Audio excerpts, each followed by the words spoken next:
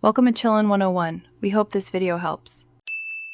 You start by confirming your Microsoft account and having your work or school email and password ready.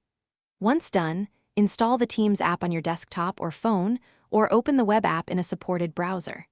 Make sure you allow camera, microphone, and notifications when prompted so calls work. If prompted, update the app now. You'll save time by pre-checking your network connection and device settings so sign-in flows without interruptions.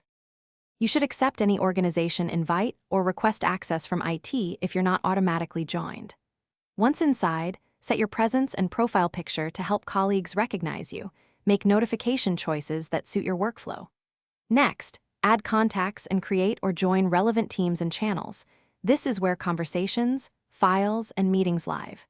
Make sure to configure channel notifications and channel moderation so you only get alerts that matter. This keeps collaboration. You join meetings from the Teams calendar or a meeting link. Test your audio and video in the preview before you enter so you don't interrupt others. During the meeting, share your screen or files and adjust participant permissions to control who can present. Once the session ends, leave or end the meeting and follow up in chat for action items.